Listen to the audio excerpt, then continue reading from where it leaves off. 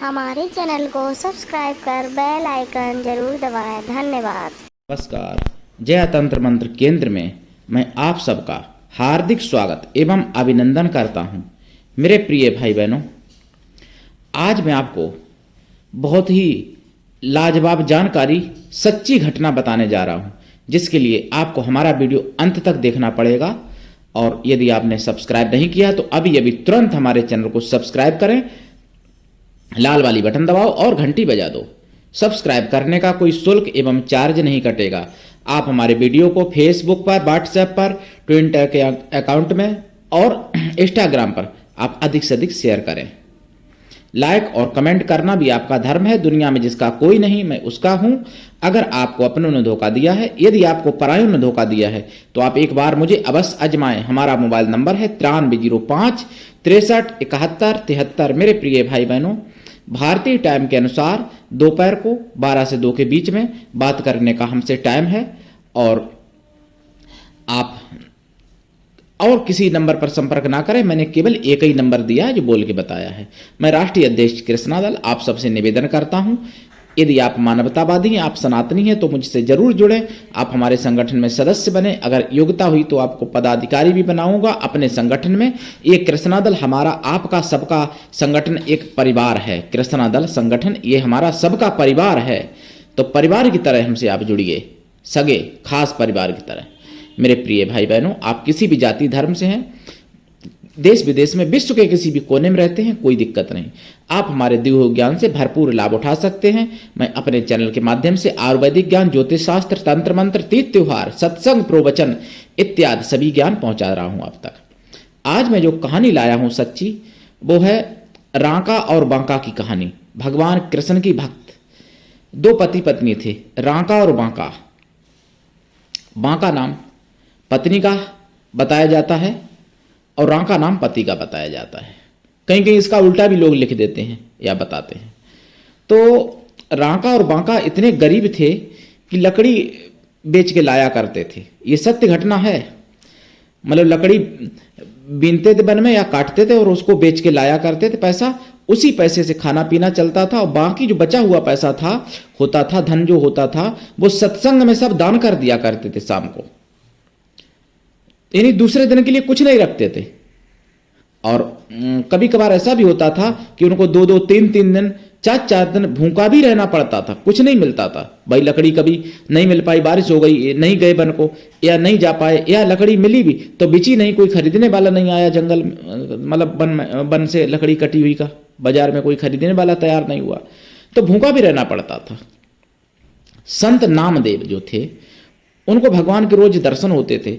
उन्होंने भगवान से कहा, कृष्ण भगवान से, कि महाराज इनकी गरीबी क्यों नहीं दूर कर देते आप, रांका बांका की। ये इतने पवित्र और पतिव्रता स्त्री जो अपने पति को ही सब कुछ मानती है, पूर्ण पतिव्रता, पूर्ण चरित्रवान स्त्री। आजकल तो 10 साल की उम्र पर लड़कियां लड़कों को बॉयफ्रेंड बना लेती हैं और उनके माँ बाप भी उल्टे जो नहीं रोकते हैं। जो लड़की बॉयफ्रेंड बनाएगी वो समझ लो कभी शुद्ध नहीं रह सकती, इस बात की गारंटी है।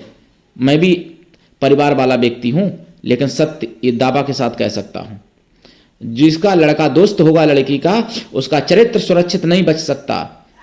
उसका सील भंग होना ही होना है। और जिसका सील चला गया, चरित्र चला गया, उसका कुछ भी नहीं बचा। चाहे आप फिर उसको डीएम क्यों ना बना दो, लेकिन उसकी आत्मा लड़की को एक बार जरूर धिक्कारेगी जब वो समझदार होगी तब, कि ये मैंने कौन सी गलती कर दी बॉयफ्रेंड बना के।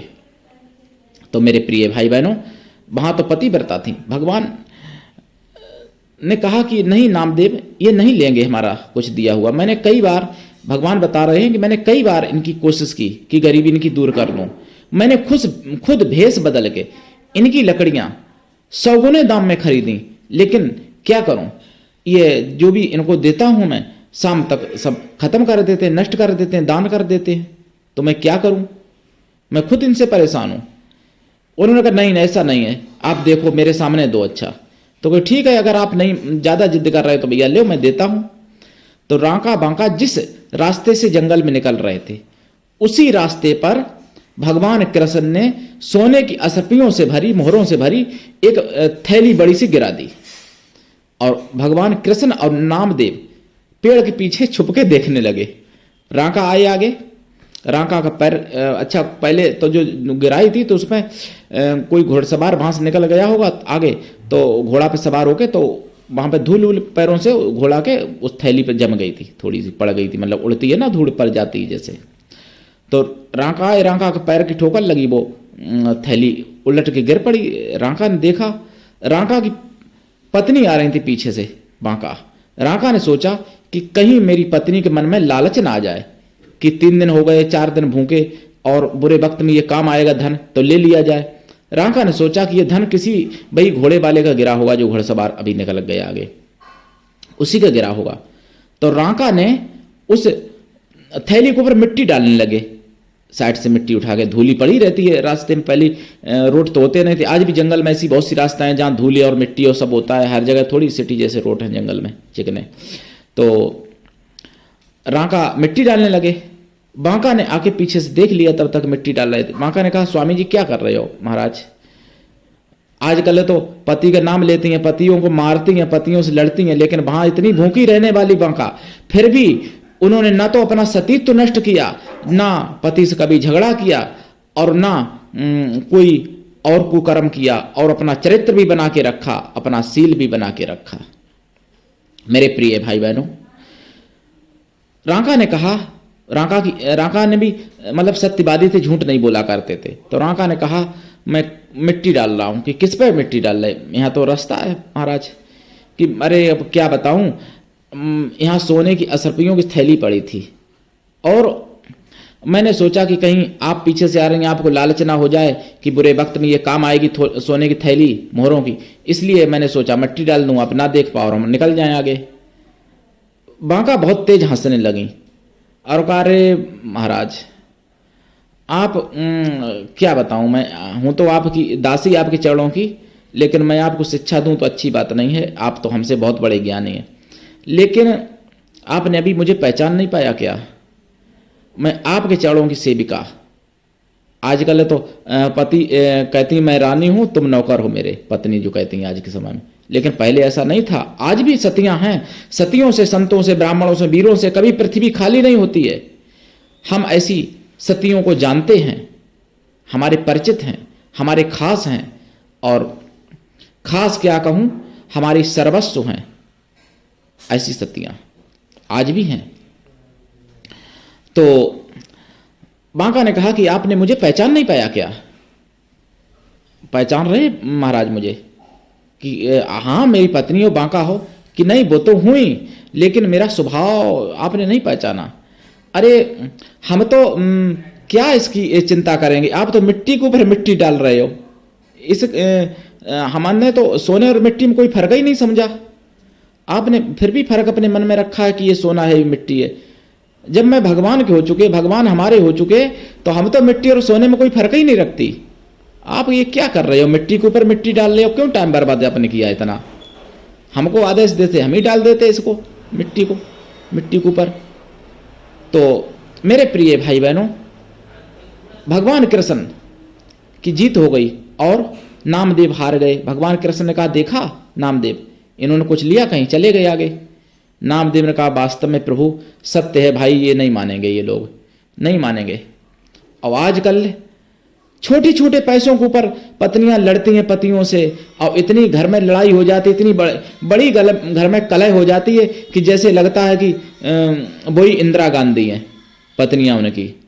और कोई पति भी ऐसे लगते हैं जो लगता है उनको कि वही दारा सिंह है घर में। तो ऐसा नहीं होना चाहिए। सच्चा प्रेम देखिए उनमें कितना था, रांका और बांका में, और उनमें भक्ति भी कितनी थी भगवान की। जो भगवान कृष्ण खुद भेष बदल के उनकी लकड़ी खरीदने आते थे कि कैसे भी मेरा भक्त का पेट भर जाए। और भक्त भी कैसा अजीब, जो कि शाम तक सब दान कर देता था। मेरे प्रिय भाई बहनों, रांका और बांका की कहानी से शिक्षा लीजिए, और छोटी छोटी बातों में झगड़ा मत करिए। पति पत्नी आप लोग, पत्नी को आप भी सब कुछ समझिए, और पत्नी भी पति को सब कुछ समझे। पति तो हमने बहुत देखे हैं स्त्रियों के गुलाम हो जाते हैं आज के समय में, लेकिन पत्नियां उतनी रानी बन जाती हैं कि मैं रानी तू नौकर मेरा।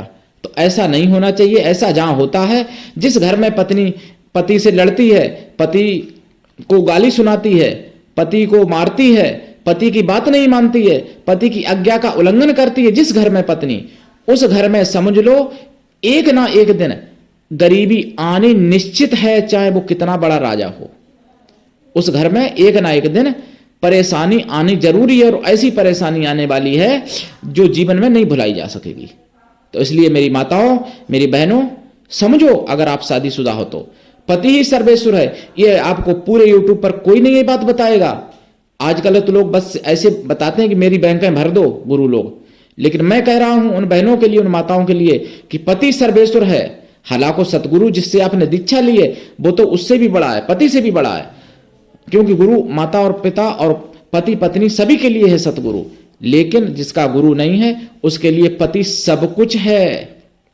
मेरी बहनों, मेरी माताओं, मेरे भाइयों, पत्नियों को समझाओ, अपनी प्रेम से समझाओ, एन केन पिनकेण, चाहे जैसे भी समझाओ, क्योंकि अगर आपके कंट्रोल से बाहर होंगी तो भैया सुन लो, शेरनी की सवारी जब शेर नहीं करेगा तो फिर सुअर करेंगे सवारी शेरनी की।